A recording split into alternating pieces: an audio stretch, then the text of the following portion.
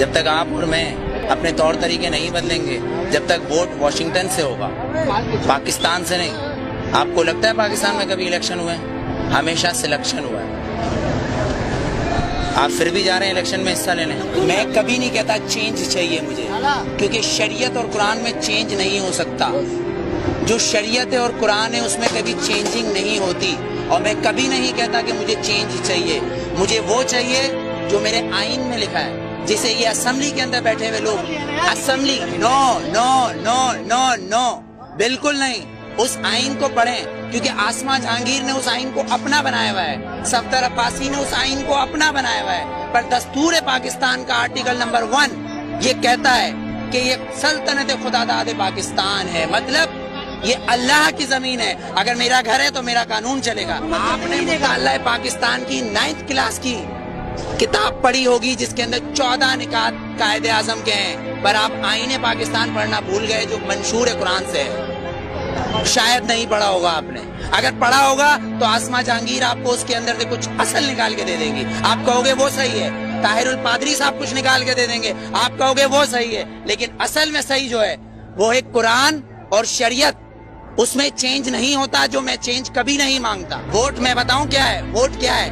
Vote کیا ہے؟ Vote نے تو فرعون کو بھی چنا تھا، ووٹ نے تو ہٹلر کو بھی چنا تھا، پر میرے نبی کو کسی ووٹ نے نہیں چنا، علی کو کسی ووٹ نے نہیں چنا، عمر کو کسی ووٹ نے نہیں چنا، صدیق کو نہیں چنا، عثمان کو نہیں چنا۔ تو پھر آپ اور میں کیسے ہو سکتے کہ اس ملک کا قانون ووٹ پہ ہو، وہ بھی 5 اور 6 سے؟ میرے نبی نے یہ نہیں بولا کسی معصوم کو مت مارو، لیکن میرے نبی نے کہا اگر تمہارے کعبے پہ کوئی حملہ کرے تو اس کو جواب دو۔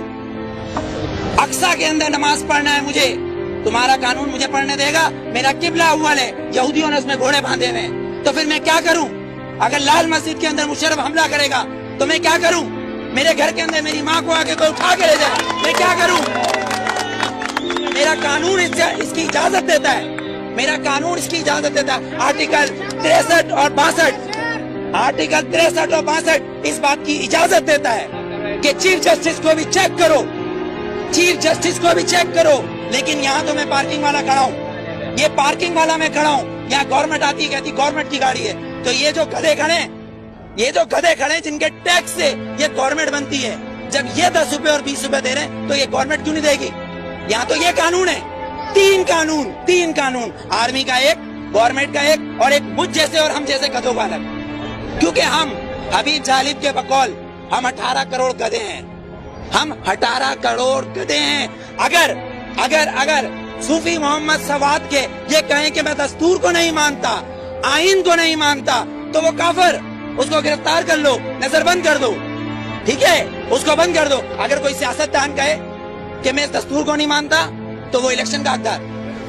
آپ کو کتنا لون معاف کیا، مجھے کتنا لون معاف کیا، پر ہمارے سیاستدانوں کو اربوں روپیہ معاف۔ بلاول زرداری صاحب کا 30 ارب روپے کا محل رائے گڑھ میں بن رہا ہے، وہ بھی کس سے لیا ہے؟ ملک ریاض سے، Malik Riaz. No you are not corrupt, I am not corrupt, Malik Riaz is a corrupt, ایک کرپٹ مین ہمارے پریزیڈنٹ کو پیسہ دے رہا ہے اور کہہ رہا ہے رائے گڑھ میں محل بناؤ، اس لیے کہ نواز شریف کا محل ادھر ہے۔ کیوں ٹھٹا میں بناؤ نا، لاڑکانہ میں بناؤ، ادھر غریب لوگ مر رہے ہیں۔ سیلاب آیا سندھ میں تو تم سوئٹزرلینڈ گھوم رہے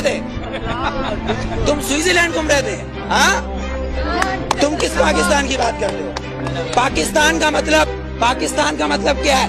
پاکستان، فارسی میں استان کو کہتے ہیں شہر، اور پاک ہے پہلا کلمہ طیب مانے پاک، اور طیبہ کا مطلب مدینہ ثانی ہے۔ یہ سن لے یہ یہودی حکمران جن کی ڈورے صرف واشنگٹن اور نیو یارک سے چلتی ہے، لندن سے ہلتی ہے، کسی کی پشاور، کوئٹہ، پنڈی یا کراچی سے ڈورے نہیں ہلتی، ان کی امریکہ سے ڈورے ہلتی ہے۔ جس دن ان کی کعبے سے ڈورے ہلیں گی اس دن ووٹ دوں گا، ورنہ بائیکاٹ۔